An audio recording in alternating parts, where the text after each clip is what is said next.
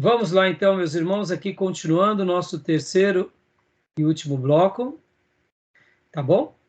Vamos continuar agora, para a gente encerrar. Então, meus irmãos, quando eu falei há pouco, então ficou um pouco claro qual era o estratagema, a estratégia em conhecer a teologia e ter aqueles deuses também no seu acervo, que você conhece a teologia, você conhece os pontos fracos, mas ao mesmo tempo você conhece o ponto forte. Por quê? Porque agora você também presta culto a eles. Ou seja, se aquele Deus abençoou aquela nação, se eu agora o adoro também dentro do meu panteão, eu posso também, de uma forma direta ou indireta, agradá-lo. Logo, a gente será abençoado por esses deuses, né? Uma outra frase que eu gostaria, eu fiz aqui, diante dessa frase, né, que acabamos de ler há pouco, no módulo anterior, que esse é o nosso terceiro e último bloco, os atenienses são os maiores colecionadores de deuses do mundo. Já saqueamos as teologias de muitos povos das vizinhanças, apoderando-nos de toda a divindade que possamos transportar para a nossa cidade, por terra ou por mar. Eu fiz aqui algumas perguntas, né, que eu registrei. Será que essa ideia da guerra dos deuses também nos acompanha hoje? O que vocês acham? Será que hoje nações poderosas guerreiam em nome de Deus? Ou será que é somente os muçulmanos que fazem isso? Tem diferença, eu diria, do Velho Testamento, ou dos atenienses, ou de uma nova forma, com uma nova roupagem, há uma semelhança em nossos dias? O que vocês acham? Eu acho que é o seguinte, nesse período, nesse contexto, era de fato voltado uma questão religiosa dos gregos. Atenas, na verdade, não era um país, era uma cidade-estado, né? Não era a Grécia não era hoje todas a cidade. Atenas era a cidade-estado, como fosse um país. Hoje eu vejo de outra forma. Hoje que usa Deus como uma questão política de poder, questão econômica, entendeu? Mas então por isso que eu falei, é uma nova roupagem. Mas usa Sim, Deus ou não usa Deus? usa o nome de Deus, um Deus lá, ou sei lá, né, para poder dar um pretexto, né? E E, geralmente os poderosos usam a religião. As pessoas mais simples e ignorantes, vai pegar o Paquistão, aqueles que estão no poder, vai usar a religião para os seus objetivos de poder. e países de primeiro mundo, como os Estados Unidos, por exemplo, usa também a religião e usa Deus e a pessoa de Deus também nas suas batalhas, nos seus pleitos, ou não? O que vocês acham? Até usa, né, de uma forma diferente. Sim, mas usa, não usa? Usa de uma forma diferente, de uma forma mais... Velada, exatamente. mais indiscreta, Sim, mais polida, mais educada. Mas mas... usa ou não? Sim, Usa. sim, sutil, de uma forma sutil. Sutil. Mas olha, Como quer ver usando... um episódio que vocês vão lembrar bem, que não foi sutil, foi bem declarado. Aí nessas horas a gente vê que essa sutileza que permeia o dia a dia americano ou europeu, que vocês têm que lembrar também que, por exemplo, a Inglaterra, quando ela, ela, ela praticamente escravizava a Índia, e a Inglaterra inglesa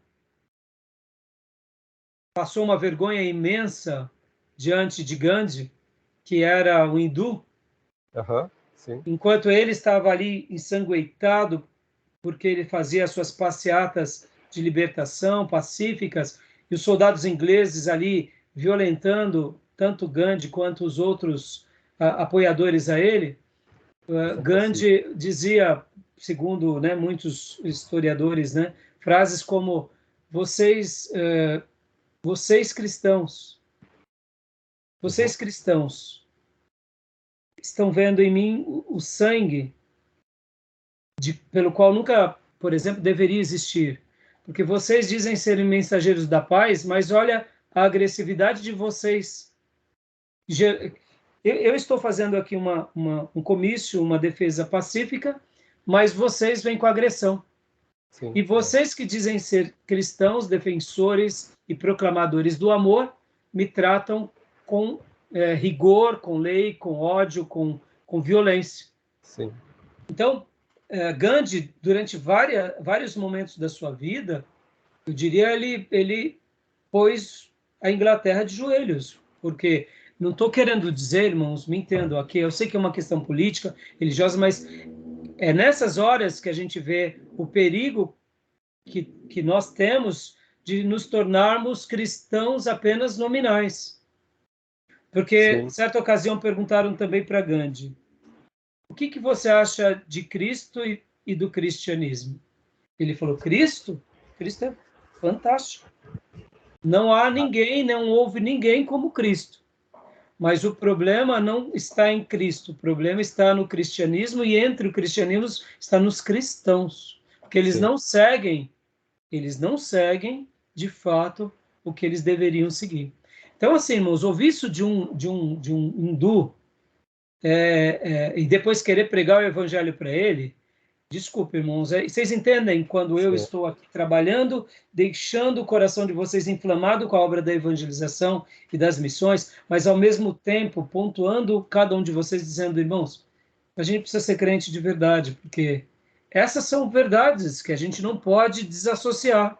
Gandhi, assim como a Inglaterra, assim como as questões políticas, questões sociais, a gente tem que saber lidar, e aqui fica uma palavra, né, para nós dura, porque a Inglaterra, vocês sabem que diferente da América, a Inglaterra ela tem o anglicanismo como a sua religião oficial, ou seja, eles são protestantes oficialmente.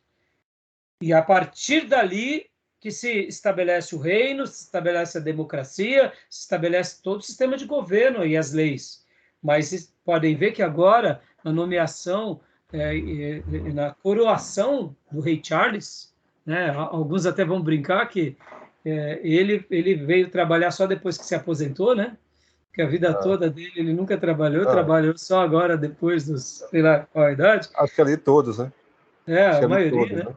Todos então, ali. você pode ver que toda a celebração e toda a posse, eu sei que tem um lado político, tem um lado mais performático, mas tem a tradição que perdura lá por gerações, né? Mesmo com toda a crítica que se dão, é um país anglicano, ele jura lealdade à Bíblia, jura defender a Bíblia e o cristianismo para depois cuidar do seu povo. Bom, aí... O anglicanismo que surgiu político, né? Porque o rei queria casar, a Igreja Católica não permitia. Cria uma religião para que eu caso. Eu caso com a rainha e pronto, está estabelecida a religião. Aí essa religião me permite casar. E a gente sabe também, né, Júnior, que mesmo na Reforma Protestante, muitos se aderiram ao protestantismo por uma questão política. Isso é fato, porque assim como a Inglaterra. Mas indiferente disso, irmãos, agora, vamos pegar aqui uma declaração que não foi velada e que foi pública, que vocês vão recordar bem. Depois das quedas das Torres Gêmeas, George W. Bush, quando ele faz aquela declaração de guerra, ele diz com boca cheia que Deus proteja a América. Metodista, Bush. Indiferente, né, de qualquer coisa, eu sei que ali era uma declaração de um presidente, mas percebam, irmãos, são guerras em nome de Deus também ou não? Sim, claro. Agora eu pergunto para vocês, ir atrás dos terroristas que derrubaram as Torres Gêmeas, joia, eu acho que deveria mesmo. Pastor, o senhor está defendendo Bush nesse sentido? Eu, se fosse no Brasil, eu defenderia. Mesmo lá, eu defendo. Agora, o que os Estados Unidos fez ao Iraque, me desculpe. Vocês entendem, irmãos? É guerras de deuses. Você usa Deus de uma forma política, mas continua usando. Hoje, será que dentro das nossas repúblicas, seja na Inglaterra, seja na América ou no Brasil, os protestantes, os neopentecostais, não fazem também os seus pleitos em nome de Deus? Oh, Perceba, irmão, a história se repete. bancada evangélica. Bancada evangélica, bancada da Universal. Vergonha. Eles não estão dentro do propósito das demais igrejas, deles. Então Bancada da percebam, bala. irmãos, por isso que eu faço tantas críticas, né? A bancada Bom, da bala também, né? a banca Da vai bala. tendo.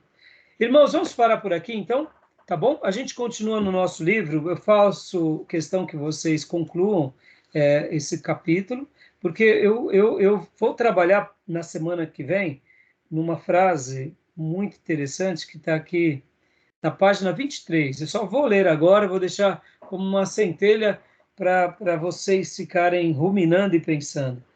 Eu já Aqui li na página 14%. 23, no segundo parágrafo.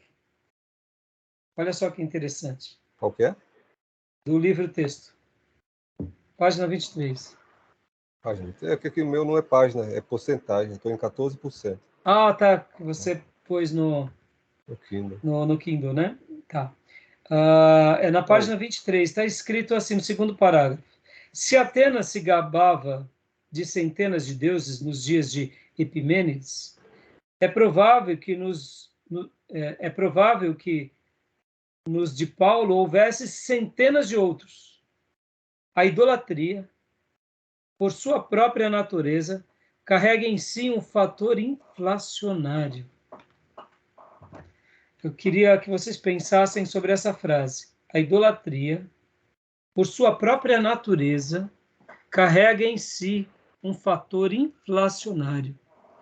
Ou seja, você abre precedente para um ídolo e gera uma inflação. Ele não fica feliz. Ele vai ter que nascer um filhinho. Vai ter que nascer mais um filhinho Mais um desse. Deus. Mais Vai um ter que Deus. nascer um deusinho. Um E Deusinho. aí esse deusinho cresce e é um fator inflacionário. Ele não para ali, não. Ele precisa de... Estão entendendo as indulgências? Estão entendendo os neopentecostais? Estão entendendo as culturas? Estão entendendo o desafio que a gente tem, mesmo agora, no nosso contexto brasileiro? Pregar para o não crente e pregar para um crente desviado. Sim, que é um crente que acha que está em Deus, mas ele está preso a tantas coisas idólatras e crendices. Estão entendendo o nosso desafio? E aí, tá fácil? Mas Deus vai nos dar graça, tá bom? Então, meus irmãos, firme na leitura do livro e a gente vai estar trabalhando a partir da próxima aula essa parte. Essa parte é um pouquinho mais complicada, dos cananeus fica um pouquinho mais fácil, e aí depois a gente vai estar terminando, né? Tentando, pelo menos, porque aí ele vai trazer um pouco mais para perto de nós. O terceiro assunto dele vai ser sobre os incas, Isso aí eu e aí cheguei. vai ser muito legal. Eu vou tentar fazer uma síntese semana que vem, tá bom, meus irmãos? Por isso que eu preciso que vocês leiam, porque Cheguei o que nessa parte aí acontece... já. Já está nessa parte? Tá, O que cheguei. acontece, irmão? Se vocês não lerem, as nossas sínteses vão ficar incompletas. Porque são muitos deuses, Muito. são muitos costumes, são muitas práticas, então você não vai se situar naquilo que a gente estiver falando. Tá bom, meus irmãos? Uhum. Beleza? Ok. Lembrem disso. A idolatria ela é inflacionária. É. E todo cristianismo místico demais e esotérico demais tem um viés idólatra. Todo cristianismo que se envereda para magia e não para a verdadeira espiritualidade tem uma característica mística, medonha e idólatra. Vocês já viram? No dia que o fulano veio para a minha igreja, ele foi liberto? Que aqui há mais poder do que acolá? Isso é magia, irmão, isso não é cristianismo. Mas espera aí, pastor, é guerra de pastores. Os pastores não têm muito entendimento. Não tem sim. É porque essa magia velada traz adeptos. Uhum. Porque não é um time num colegiado do reino. É o seu reino. É o seu gueto. Então, a gente vai trabalhar um pouco disso. Percebam que, irmãos, ao trabalhar e estudar e preparar o nosso coração para as missões, abre os nossos olhos para práticas que muitas vezes a gente acha que não tem problema, mas tem muito problema sim. Tem muito problema. É muito perigoso. Tá bom, meus irmãos? Beleza? Alguma dúvida? Então, legal. Tá bom? Fator Melquisedeque. Fator Abraão. Vamos para cima deles, né? Beleza. Vamos aprender com eles, tá bom? Joia. Eu querendo Deus, nos vemos terça que vem. Ok. Hoje foi nossa sexta. Teremos 7ª, 8ª, 9ª e 10ª. Teremos mais 4 aulas e fecharemos assim, tá bom? Okay. Beleza, meus irmãos? Beleza. Alguma dúvida? Alguma pergunta? Não, tranquilo. Só destacando que o Gandhi, ele apreciava demais o Sermão do Monte. Ah, é? Você assistiu o filme Gandhi? Eu comecei umas 3 vezes. 4 horas de filme. Pois é, eu comprei esse DVD, eu comecei umas 3 vezes e eu dormi as 3 vezes. Eu acho que eu também tenho ele, é muito bom. Ele destaca muito o Sermão do Monte. É. Ele fala isso que você falou mesmo, o cristianismo fosse vivido pelos cristãos. Mas por que não vive aquilo que Jesus pregou? Se vivesse, o mundo seria maravilhoso, porque os cristãos falam e não vivem. Obrigado pela sua citação, Júnior. Vocês entendem, irmãos, quando nas aulas passadas eu falei sobre igrejas fortes, cristãos verdadeiros? Hoje, quando eu falei de Davi como um protótipo de um sacerdote, vamos dizer assim, um servo sacerdote representando uma nação. Percebam, irmãos, quando a gente é de verdade, onde Deus quer que a gente seja, e com a graça de Deus, pela misericórdia de Deus, a gente cria impacto. Missões, evangelismo se tornam naturais. Agora, quando a gente só manda candidatos autovocacionados, performáticos, mas que não têm essência, tudo que eles constroem com as palavras, eles destroem com a mão e com a vida. E aí, essas palavras de Gandhi nos fazem pensar. Podem ver, a igreja primitiva estava disposta a morrer por Cristo. A igreja da Reforma estava disposta a morrer por Cristo. Os grandes avivalistas estavam dispostos a morrer por Cristo. O cristianismo de verdade, a gente tem que estar disposto a morrer cada dia, né? Tá bom? Então, meus irmãos, obrigado, viu? Eu vou fechar a gravação, queria falar só uma coisinha com vocês rapidamente, tá bom? Deus abençoe. Amém. Ok.